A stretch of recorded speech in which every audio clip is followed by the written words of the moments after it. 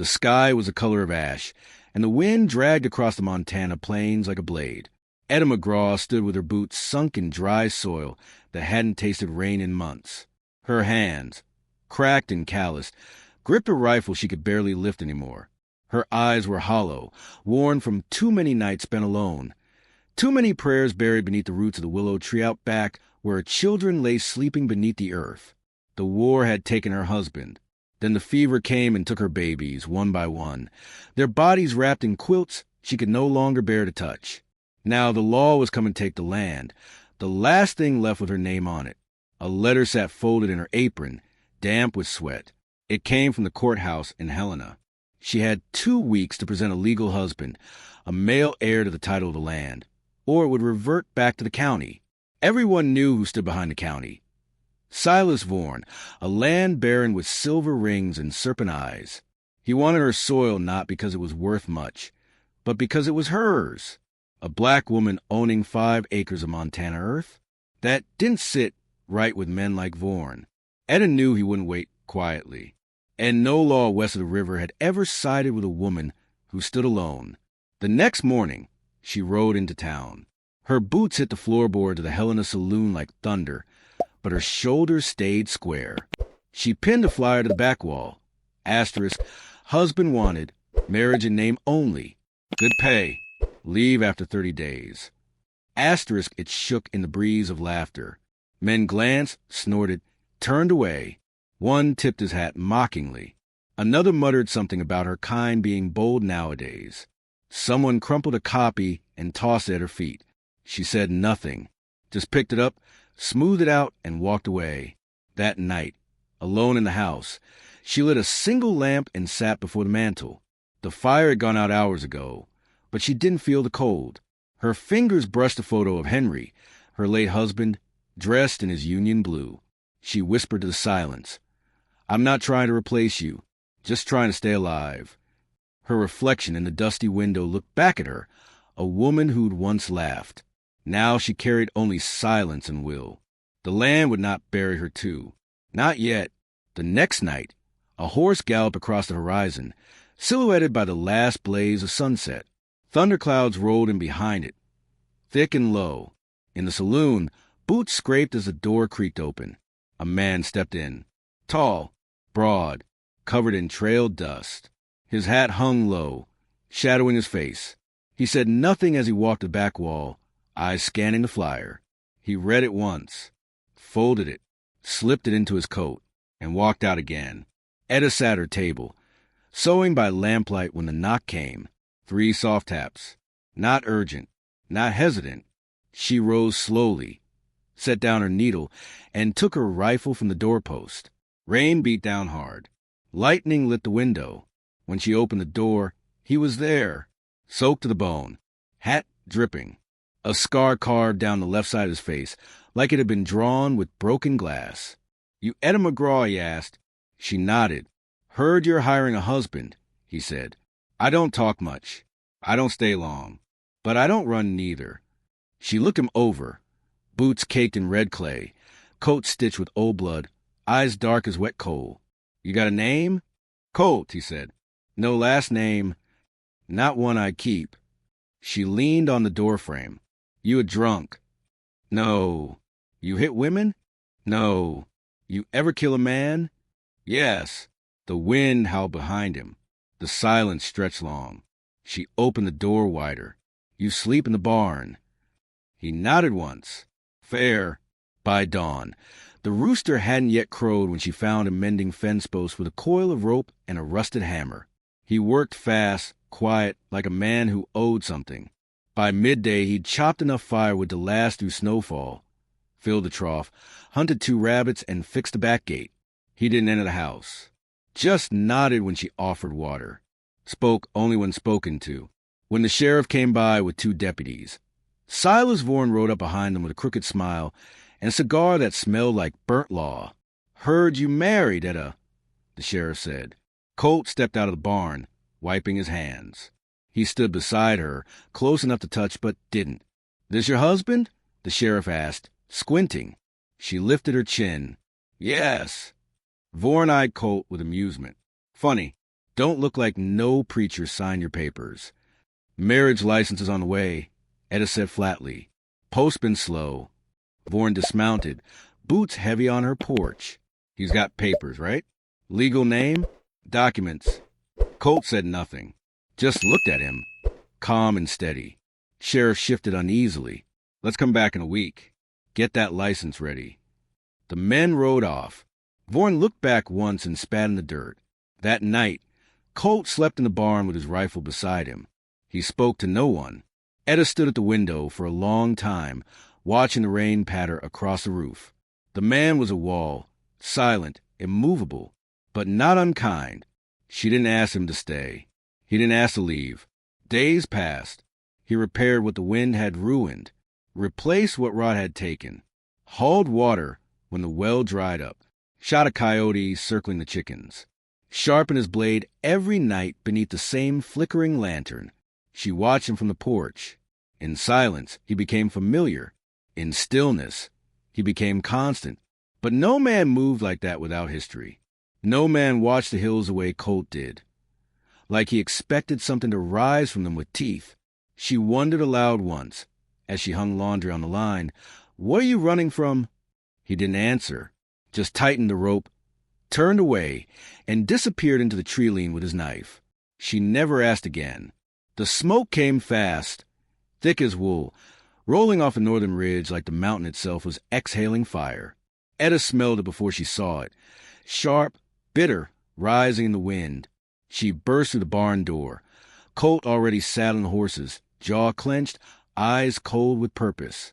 They rode hard, the hooves pounding dry earth that cracked beneath their weight. At the crest of the ridge, the world had turned red. Flames licked at brittle pine, and sparks danced on the wind like angry spirits. Colt leapt down, shovel in hand, and started digging the trench without a word. Etta joined him, coughing, her hands blistering against the handle. They worked like beasts side by side in silence until the howl came. It rose above the fire, long and low, and it was not alone. 3 wolves emerged from the smoke, starved, crazed by heat and hunger. The first lunged at Etta. Colt moved faster. One shot rang out. The second wolf snapped at his leg, teeth scraping leather. The third pounced from behind. The shovel fell. Colt turned, grunted, and drove his elbow into the wolf's throat. It yelped. He grabbed its jaws barehanded, twisted with a raw, primal force, and snapped its neck. The fire still burned. Later, they crouched by the river, where the glow of the blaze flickered behind them. Colt's arm bled where the wolf's teeth had caught him. Etta cleaned the wound in silence, her fingers careful but trembling. He didn't flinch. "Hudson don't scare me," he muttered. "Leaving does." Her hands paused. The fire cracked, and she didn't know what to say to that. The next day, she caught sight of the scar just beneath his collarbone as he changed his shirt behind the house. Old, puckered, like a bullet had burned through and back out again. He didn't notice her looking, or maybe he did, and didn't care. That night, she read from her late husband's journal by lantern light, seated at the kitchen table with a quiet reverence. Colt leaned against the doorframe, arms folded, watching her in that way he always did. Quietly, with weight. "You still talk to him?" he asked. She didn't look up. Every night. He nodded once. The silence between them thickened, not with discomfort, but with things neither had language for. 3 days later, Silas Vorn rode in with 2 of his men. Dust curled behind their horses, like smoke-trailing sins. They didn't dismount, just circled the property like buzzards. "Still playing house, huh?" Vorn called out, grinning. "Still pretending a ghost can protect your land?" Colt stepped out from the barn, shirt soaked from work, hands wrapped in rope. He didn't answer, didn't reach for his gun either. Just stood there, calm as dusk, eyes never leaving Vorn's. "You quiet types are always the first to run," Vorn muttered. Colt took a slow step forward. The rope in his hand creaked. Vorn laughed and pulled his reins. "Careful now. Would hate for that pretty barn to go up in flames." They rode off, hooting. That night, long after supper, the smell of smoke returned. Different this time. Closer. Sharper. Etta ran outside barefoot. The barn was glowing from within. Colt! He was already there, wrenching open the door, flames curling at the hayloft. The horses screamed. He dashed in. Colt pulled over his face, cutting through fire like a shadow through fog. He came back out dragging one horse by the reins, coughing hard, so clinging to his skin. Etta met him in the yard, dropping to her knees. She pressed a wet cloth to his face, wiping away the ash. Her hands found his jaw, his temple, his shoulder. They trembled, and so did she. Their hands touched. Just once. Neither pulled away. The wind whispered through the blackened rafters. The silence that followed was louder than any scream. The storm rolled in without warning. Rain hammered the tin roof.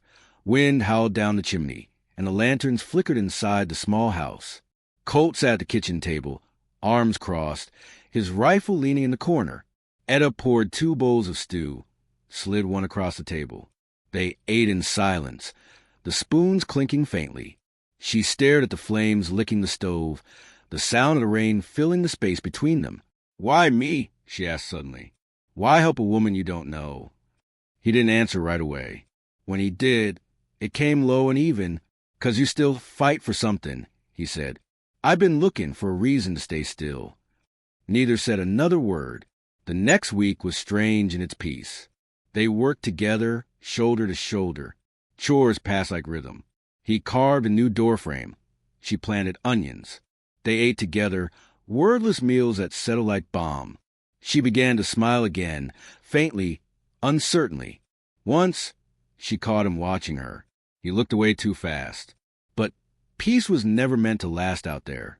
One night, well after the moon had risen, she woke to the soft creak of the front gate. She rose from bed quietly, peering through the front window. Colt was walking down the path toward the woods, silent as a shadow, a wrapped bundle under his arm. She followed barefoot, breath held. Through the trees, she saw him kneel before a rider cloaked in deerskin, a painted horse flicking its tail beside them. Colt spoke in soft, fluent Comanche. The rider nodded once, handed him something. She couldn't see what. They parted in silence. Colt turned back toward the house.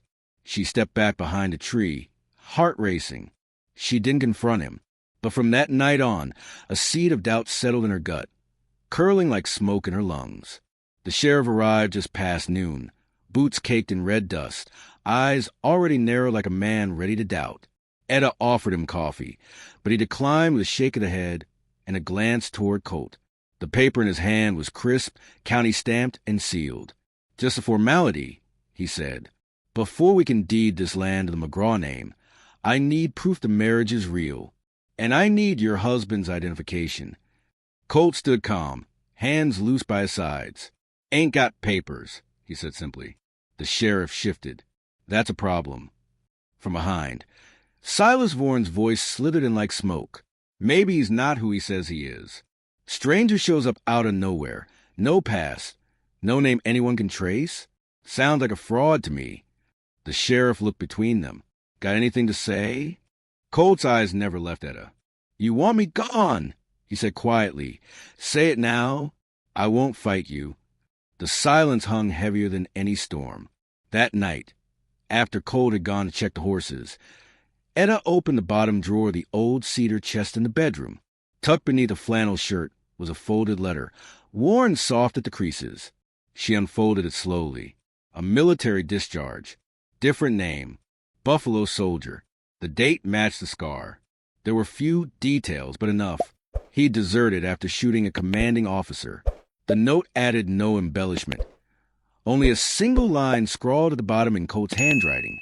He tried to hurt a girl who never hurt no one. I wasn't going to let him. Etta folded the paper back, pressing it to her chest, breath trembling. The storm came before dawn. Hooves thundered in from the east, slicing through mud and wind. 7 riders. At their head, Silas Vaughan, grinning, soaked, rifle in hand. "Time's up," he shouted. "This land goes back to county, or to me." Colt stepped from the barn, shotgun slung low, rain cutting down his face. Etta stood beside him, skirts soaked, jaw tight. He handed her the shotgun. "Aim for the eyes," he said, voice steady. "Let the wind do the rest." Gunfire cracked the air like thunder splitting sky. Bullets chewed through fence posts and wagon wheels, splinters flying. Colt returned fire with precision, knocking one rider from his horse. Another man dropped, clutching his leg, screaming. Lightning lit the ridge. A bullet caught Colt in the side just as he shoved Etta behind the water trough. He went down hard, blood blooming red against wet earth. She screamed his name, but he waved her off, eyes blazing. Keep going. She dragged him inside, shoved the table against the door, heart pounding. He grunted, clutching his side.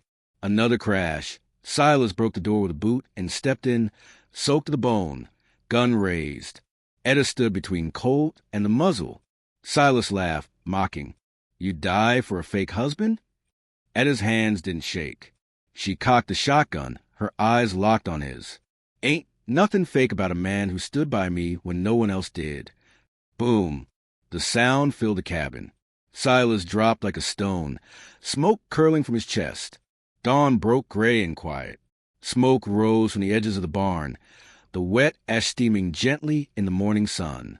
The sheriff returned alone, face lined with sleeplessness. He dismounted slow, took one long look at Silas' body stretched in the mud, then at Colt, barely standing, blood on his shirt, and at Etta, holding the deed in her hand. He said nothing, just tipped his hat, then turned and rode away. Colt stood swaying but proud. She slipped an arm under his shoulder and held him up. The wind was cool now. The storm had passed. A week later, the wound stitched and mostly healed. Colt sat on the edge of the porch, looking east toward the river. His saddlebag was packed. My people are waiting, he said. There's peace to keep. Etta didn't cry. She didn't ask him to stay. You got a place here, she said softly, if you ever need it. He nodded, said nothing more, just mounted his horse and rode off without looking back. Months passed. Seasons turned. One autumn morning, a Comanche woman arrived with 2 children to trade hides and herbs. Etta greeted them warmly, offered stew and water. They spoke little, but before leaving, one of the children handed her a small bundle. Inside was a carved wooden horse. Simple, rough, familiar. Her breath caught. She ran her fingers over its back. A quiet smile crossed her lips. She tucked the horse into the same drawer where the old journal used to be. She was a woman who thought she needed a lie to survive. But the land gave her something better, a reason to believe again. In honor, in protection, in quiet, steady love. If this story stirred something in you, hit that like button, leave your thoughts in the comments, and subscribe for more Frontier Legends where love, grit, and destiny ride side by side.